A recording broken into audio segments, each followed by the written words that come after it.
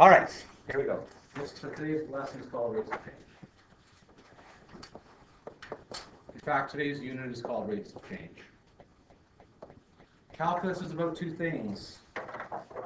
We're going to say two simple geometric problems.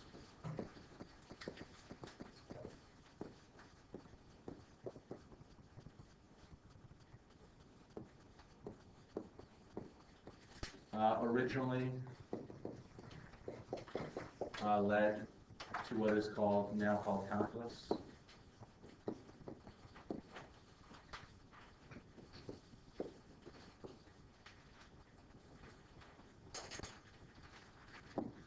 Both problems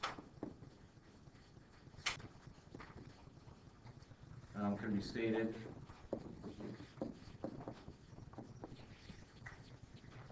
in terms of a function, of the graphical function f of x.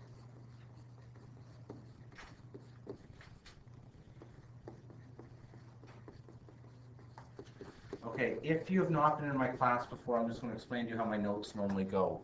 I spend the first, 10 minutes doing definitions, and then I do examples the whole rest of the period. Am I fairly consistent on that? That's pretty much how they go, right? So I do, unfortunately, have to write a few paragraphs, and then we'll just do examples the whole rest of the class.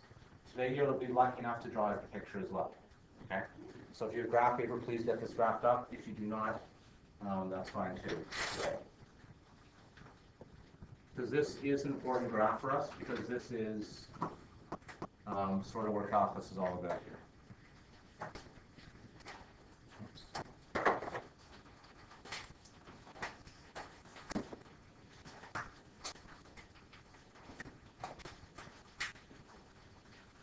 And I want to draw a line with something like this. Okay. I'm going to hit pause and let you guys scribble that down. You do not.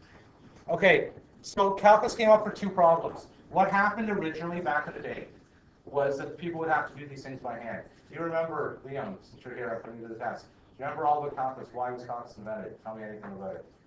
To find like the instantaneous rate of change. Instantaneous rate of change. Good. So the first one is.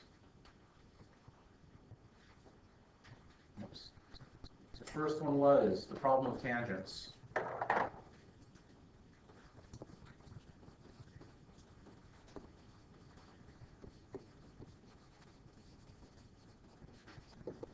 What is the slope?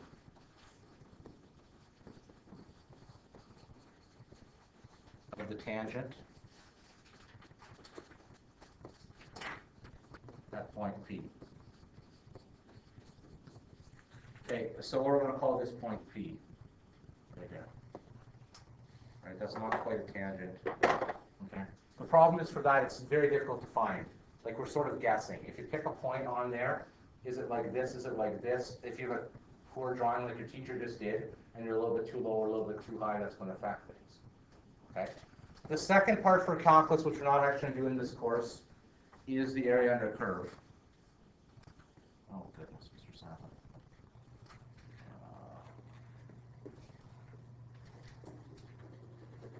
That's supposed to be filled in. Oh, Mr. Sadler, you did such a poor job in this beautiful drawing.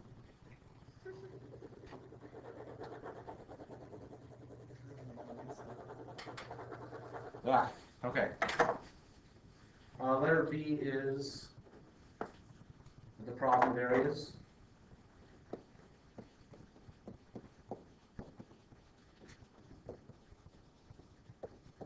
What is the area? Is it 1 and B? Those two? A and B, that is, right. Okay, under a curve from x equals A to x equals B. 1 and 2 is what I have to say, sorry, thank you. I'm sorry. Okay, why would that be a problem? Why would it be difficult to find the area under that? Like, let's say you were to do that. What would be a strategy you could use to find that area right now? You could chop it off. What do you mean?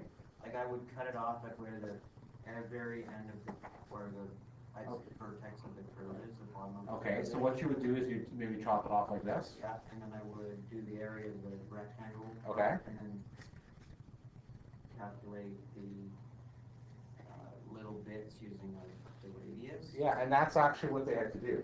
Now, you know what that is? That is difficult. Okay, that is very difficult. Because if that's a beautiful circle, that's fine. Right? But let's say it's not exactly a circle, how do you do it? What they would actually do, they would do exactly what you're called, which is the method of exhaustion. Okay, and that's an correct terminology, okay? So what they would actually do is they would find the area of rectangles, successive rectangles, like that, and add them all up, the heights of them. Then they would make them smaller, right? And you get more accurate. And then they make them smaller. They would get more accurate. And then be smaller, be very, very accurate, until they're infinitesimally small, and then you'll get the thing. Now, you guys, you can imagine that's difficult to do, right? This is what students would do in university back in the 1200s. They would like physically count this for their master's degree. They would try and find the area of things like that. It's not easy to do. Calculus solves that in a snap. Okay, and that's the things we're trying to do. All right. So just the final to end our terminology part of today's lesson, differential calculus, which is this course.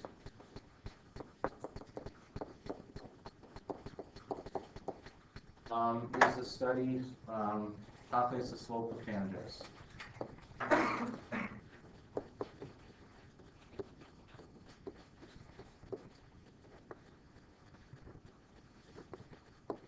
Integral calculus calculates the area of the curve.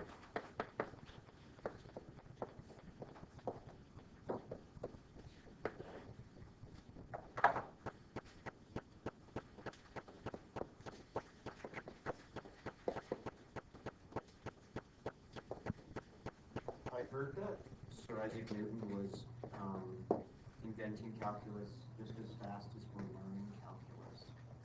How do you mean? Well, he was coming up with all of the problems and all of the equations just as Just like fast this. as we learn it in the classroom, Well, his brain was, which is kind of amazing. it is kind of, he was an amazing guy. Alien is fun. Yeah. What actually, the story about him, I'm going to pause this, you know, it doesn't need to hear this. This is a tangent.